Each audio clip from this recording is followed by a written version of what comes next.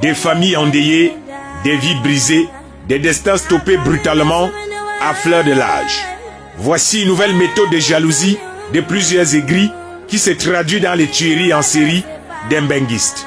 Cette jeune dame, sur des images amateurs que nous avons recueillies sur la toile, a été, selon plusieurs témoignages, précipitée au séjour des morts quelques jours après son mariage. D'après les récits concordants de ses proches, elle a quitté le pays de l'oncle Sam pour devenir une madame. Malheureusement pour elle, c'était sans compter avec les aigris du pays.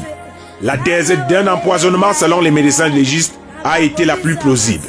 Une mauvaise nouvelle qui laisse matière à se demander qui a osé lui porter le coup fatal en introduisant le poison, soit dans sa nourriture, soit dans sa boisson. Qu'est-ce qui les a autant énervés sur elle? Sa beauté, son argent, son mari, ou tout simplement, comme on dit au pays, le mal pour le mal. Qui a osé porter une telle ignominie dans sa famille et pris le risque qu'une telle cruauté puisse devenir une malédiction générationnelle?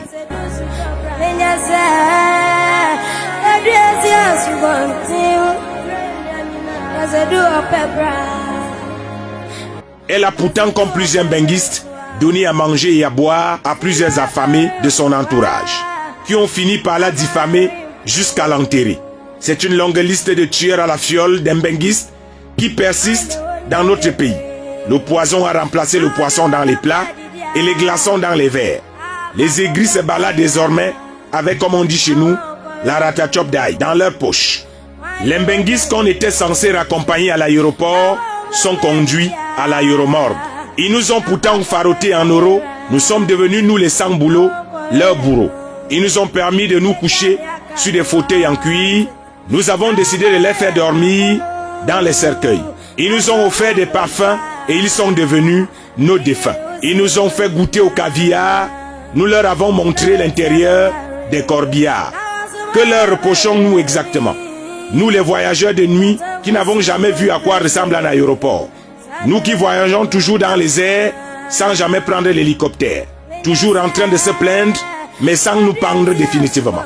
La terre commence vraiment à être pleine de païens qui ont des comportements de gamins, on dirait des descendants de Caïn. Ils sont pourtant venus avec plein de bonté.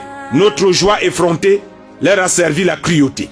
Il est peut-être temps que dans les mariages, que les seuls invités soient les couples mariés officiellement. Les gens qui font semblant d'applaudir les mariés avec leurs faux youyou doivent désormais laisser.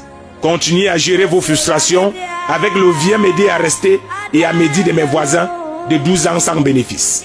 Les benguistes, vous aussi, notamment les filles, arrêtez de marcher avec des copines du pays qui boivent le kitoko et qui ont pour seule ambition regarder novelas dans une télé à tube.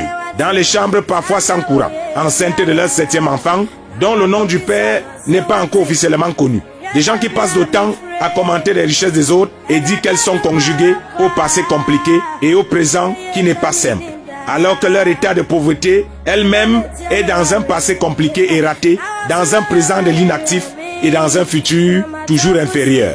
La jalousie en Afrique est devenue une filière qu'on étudie à l'université des bras croisés, à l'école qu'on qualifierait d'anormale, des partisans du moindre effort, et à la faculté des joueurs de Ndjangi et de Bali Bali, et des filles du Ndjangsan qui ont du mal à s'acheter même les feralgans. Stop à la tuerie par empoisonnement de nos benguistes.